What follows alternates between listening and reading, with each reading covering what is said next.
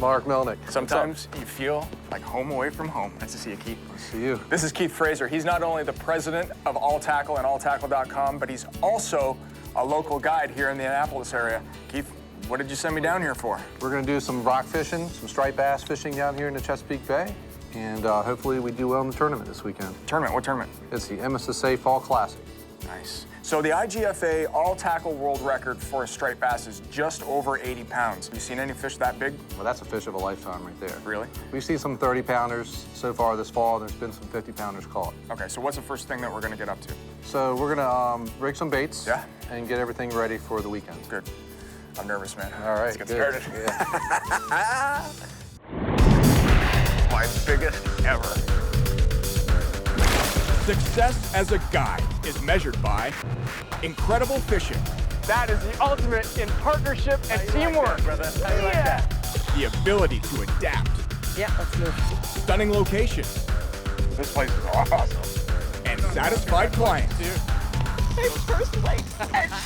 I'm Mark Melnick, and this is Guided.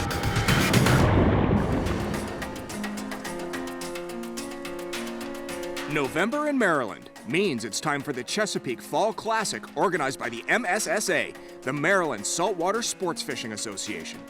We're here today to celebrate fishing through a tournament. This is the largest fall rock fishing tournament in the country.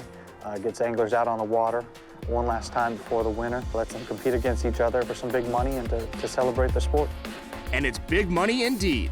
Last year, Steve Dodson won the tournament with a 52-pound rockfish, landing him $43,000 of the near $100,000 purse. Dates for the Chesapeake Fall Classic are circled in the calendar of every fisherman in the area, with many coming from out of state. Fishing tournaments to the MSA are very important. It showcases the fishery, the fishing to people outside the sport, and it'll hopefully bring more people into the sport, into the MSSA, and make the overall industry better. And every angler knows one of the keys to success in tournament fishing is preparation. Keith, you gotta love an animal that would eat something that's this big. What is it mimicking? It is an imitation of a menhaden or a pogie. Now this cannot be common in these waters. What is, what is You've that? never eaten one of those before? This is called a parachute. So how many of these do I need to do for the weekend? So I think we're gonna rig 50. Okay. And that'll give us everything we need for our spread of 26 rods. 26 rods on one boat? Yeah. I got work to do. Yes, you do.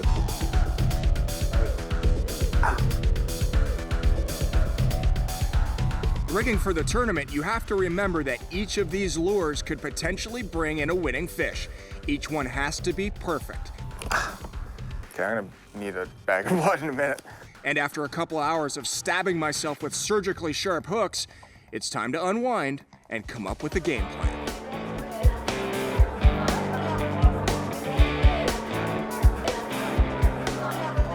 What's the plan for tomorrow? Tomorrow's practice day. We'll get you up to speed on how we fish for striped bass in the Chesapeake Bay. We call them rockfish down here. Okay.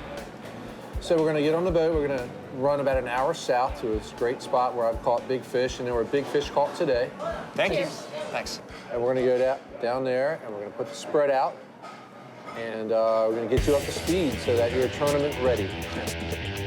A boat on the Chesapeake, the crew must work like a team. And for me to work on this team, I'll need to practice and understand their strategy. Today, while Keith gives me the lay of the land, teammate John Meisner drives the boat. So Keith, these are the planer boards. These actually get out, and these are what your lines are attached to, yeah? Correct, yeah. It allows you to put your lines way out. Just like this? Yeah.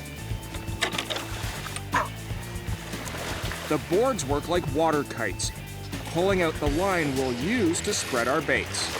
Man, that's cool. So what we want to do is put our lighter lures on the outside. How come? That way, if a fish hits on the outside line, it'll come up and it'll clear the deeper line. Oh, to go over top of all the others. Top. I gotcha. And we won't have tangles that way. I guess this is a big worry with this, is the tangles, right? Yes, you can have a lot of problems with this if you don't set it up right. Okay, so how far out does this go? So these are all color-coded. Yeah. So we're going to do 4 colors. Each color is 33 feet, so it'd be about 135 feet. Okay. What I usually do is I put them in the water. Yeah. See that? See the hair, how it's flopped over the front of the bait? Yeah. That's not a natural looking presentation. Yeah. So what I usually do is I get them wet, then I fix them. You have combs for your lures? Yeah, we comb them. Of course you do. That looks very good now. See that? Yeah. Looks very natural. 4 colors. That's a third color? This is the third. Go to the end of the fourth. What's our depth? 48.9. No idea. No idea what this is all about. Let her out. How far? To the board. Right to the board? Yeah, like a foot or two before the board. Make sure the clicker's on the side. Yeah, it is.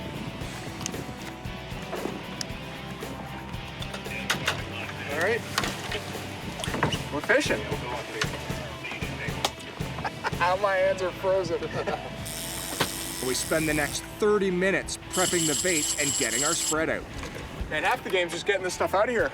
What happens when you get a fish? Do you have to clear everything? No. Make a hole. So we have 16 out. Yeah. And now we're going to start putting our umbrellas out. This is an experimental umbrella rig that I put together just for this trip. Hey Keith, I'm going to throw some of this super gel on by Pro here. Okay. Now this is what Steve Dodson used last year, and he actually won this bad boy, didn't he? He did with a 52-pound rockfish. Our electronics are showing lots of bait below the boat. It's just a matter of time before one of our 26 lines gets a bite.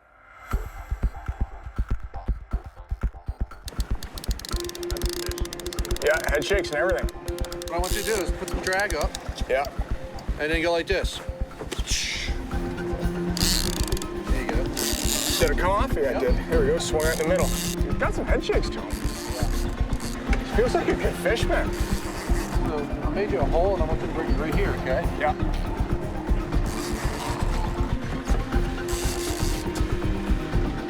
So when we get the leader, Yeah. I'm gonna put that in the leader in my hand, and then you're gonna walk to the front of the boat. Okay. Over here.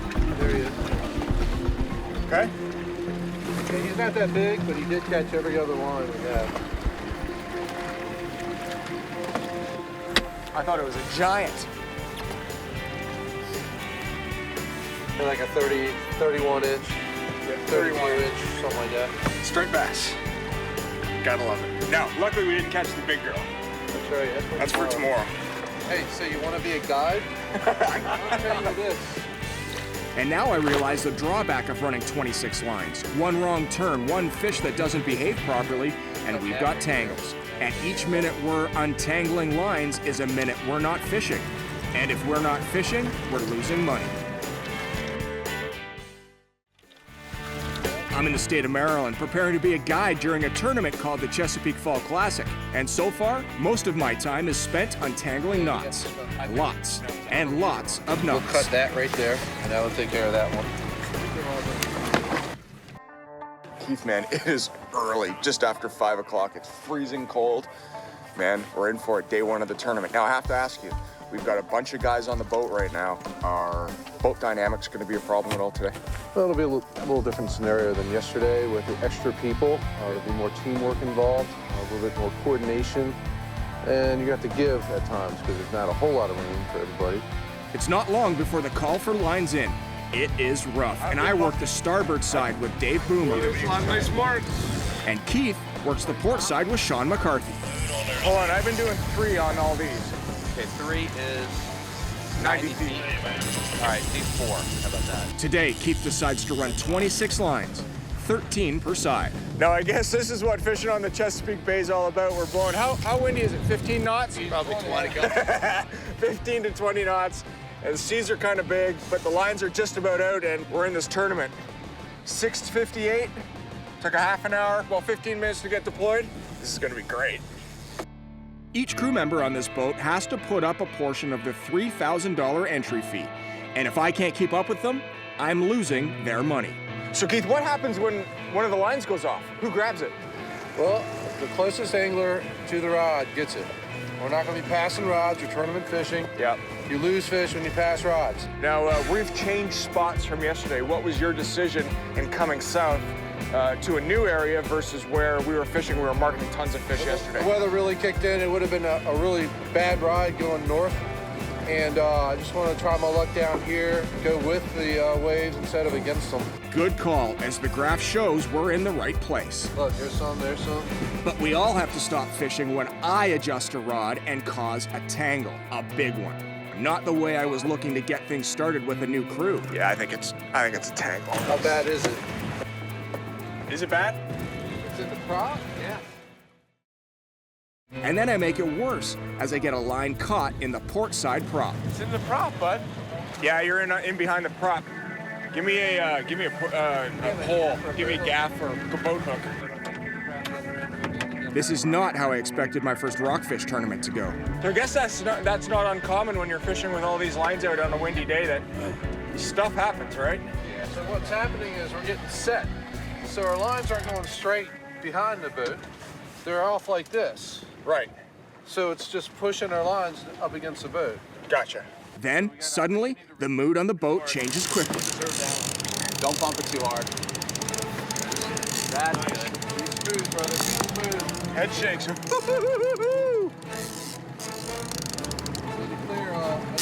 There's a lot of line out of there, man, and I can feel every single pump of his head. He's right on the surface, too. Man, this feels good. Good job, Mark. Steer him over here. Your rod tip. There you go.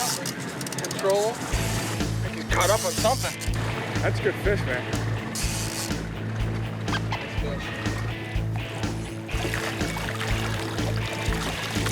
Not a tournament winner, but a nice fish. You never know today.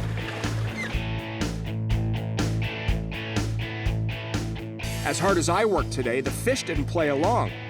But as time winds down for day one of the Chesapeake Fall Classic, we're back on land to weigh our fish and see where we stand. Who's that tail? Can you tell me the plan, please? 38 and a half. And 20.5. She's not nearly big enough to win this tournament, but the best way to end the day is to be able to let her go back into the Chesapeake.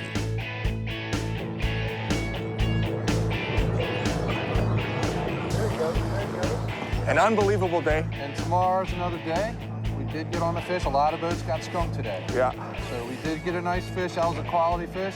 One to one we were looking for, but it was still a very nice fish to catch. So I'm thinking we go south tomorrow. If we can't go south because of the weather, we got to go shallow, because just at the end of the day, we were marking fish and bait all over the I place. agree. All right, man. We can do that. Let's go enjoy a frosty adult beverage. You got it. I'm working the alltackle.com boat during the Chesapeake Bay Fall Classic Rockfish Tournament. The weather is bad, the work is grueling, and our only catch on day one is 25 pounds. Not nearly big enough to contend, but luckily, this is a 2-day tournament. Fired up. You ready to go? Oh, yeah. All right, man. I can't wait for this. We had a tough day yesterday. Right now, the tournament leader is 41-point-something pounds. Totally beatable. And on day two, I'm taking control of the boat. It's up to me to find where the big fish are hiding in the Chesapeake Bay. So, Keith, at what point do you say, to the planer boards? We're pretty close to that. And why don't you turn downwind so we're not fighting it while we're putting the lines out? All right. It's windy as all get out. Probably almost double wind as it was yesterday. It's blowing probably 25, and it's even tough just to keep the right speed there so these guys can get this stuff out of here. But I'm marking fish. When you obviously have a history of a trough, like down that trough line, right? Yeah, obviously, yeah. So why don't I start veering out there and we'll zigzag. That's what my gut said yesterday we need to do, is just back and forth on that contour line. If you head more easterly, I think we should work those bait balls to the max. That's how we caught that fish yesterday, right? Right. If you're looking for a nice cruise, today is not the day for it. Ooh, it is rocking and rolling. What's the biggest tip you've got for somebody that's new to driving a setup like this in high winds? When it gets real big like this, I tend to go either a beam seat or a down seat. Okay. That way you're not fighting it, you're not taking water over the bow, and you're not beating up your crew. The calmer your boat is, as far as moving back and forth, Yeah. the calmer your baits are. That's a good point. So if you're going up and down big waves, your baits are going to move a lot, and it's not a natural presentation for these striped bass. Right.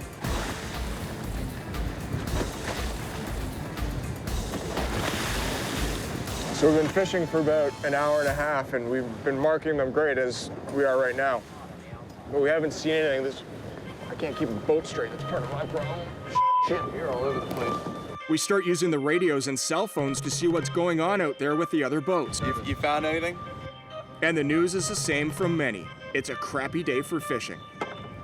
You guys got to know this better than anybody else, that it's hours and hours of boredom followed by moments of sheer pandemonium. And it's going to happen. I do love the sheer pandemonium. Man, It's the hours of boredom I can live without. 90% of this game is mental. Don't give up on me. We're in it. In it to win it.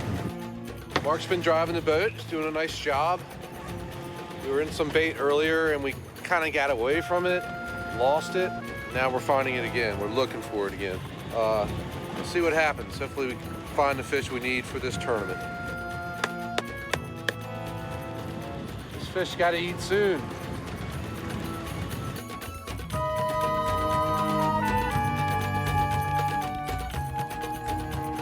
Hey Keith, I want you to try this. I brought it all the way from home. We're gonna nickname it the Fraser Amazer for this weekend. You drop this and see what we can get? I like it. Anything to break up the monotony of not catching fish.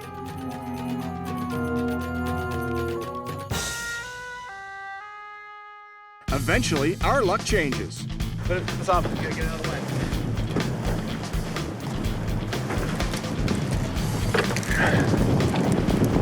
Go. You see him? Yeah, it's a little guy. Right here. Okay, Keith, you gonna show me how to swing one of these? Yeah. Don't fall in the water, please. I'd like to not. Grab the weight, grab the leader, grab the head of that lure. Bring it alongside the boat. Grab the head of the lure, swing it in.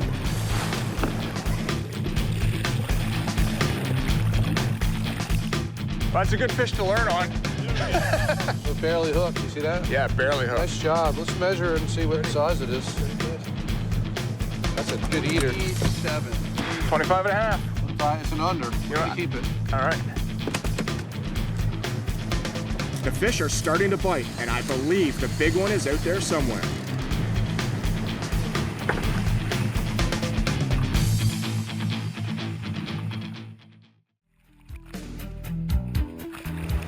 So we've got 3 hours left in the day. We've got one small fish in the box that we're gonna have for dinner tonight, and we still don't have that 50-pounder that we're looking for. We've gone back up to where we started this morning, where we were marking some really, really great fish and some great bait, and we're gonna see if she's living there. If I can stop pricking myself and bleeding. Catching big fish is always a great plan, but in reality, I'm doing a great job of catching other lines. Frustrating. Yours is probably hooked up on something back there, and there's no it won't tension go on any further out. So just you got to take it, bring it all the way in, get the clip back. You're hooked on another one of these lines. So instead of fishing, we're untangling lines again. These are the faces of men watching their money drift away, all because of me. Now this is a good sign. Birds are circling a school of bait. And the birds are right. The giant bait ball is right below us. Our bait's down here, the birds are hitting, it's on our screen, we just went through it. So this circle right here. Yeah. Found these 3 different separate bait balls. What we're gonna do is we're gonna come back around and try to go right back through them. They shouldn't have moved that far. And by where the birds are, it looks like we'll get right on them again. I think my turning radius is big enough that it should be fine. All I have to do is drive baits through the ball, and we should catch a giant. The 11th hour. Come on. This could happen, guys. All right, let's go. This could happen. Oh, it's so nice. Too busy watching the graph and not watching where I'm going. That's a common rookie mistake. It is, isn't it? I went a little wide on it to see if I can get that inside, those inside ones to go right through the bait ball. What's up? Oh boy, he says. Oh boy. Oh, your spoon? Really done it now. I went a little too wide and fouled the lines at prime time. Everything has to stop.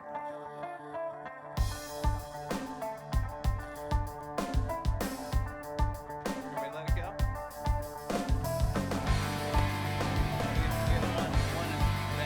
More problems. Everything has to come back in. Mark? Yeah. At this point, you got to go straight for a little while. Okay. We got to check this side. What a mess in the middle of all this bait, too.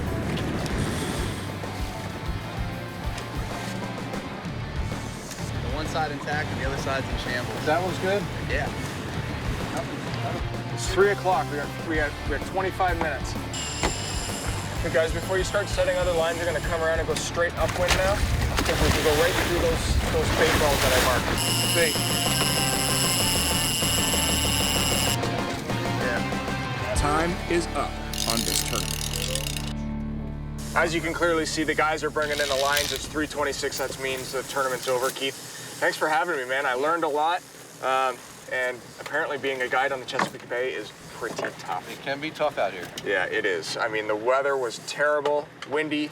Thankfully, it wasn't too cold, and the fish just got lockjaw. We landed one fish today, that's it. Yeah, this northeast breeze really shut down the fishing. It was tough for a lot of people, including us. Right. But we did catch one each day, at least one each day. So. Absolutely. So what I suggest we do is we satisfy that rockfish hunger. How's that? Let's do it. Okay, man. Nice parking job. We head back to the boatyard for some of their famous seafood, unwind, have a few laughs, and talk about the big ones that should have been. Rockfish guide on the Chesapeake? I'll be back.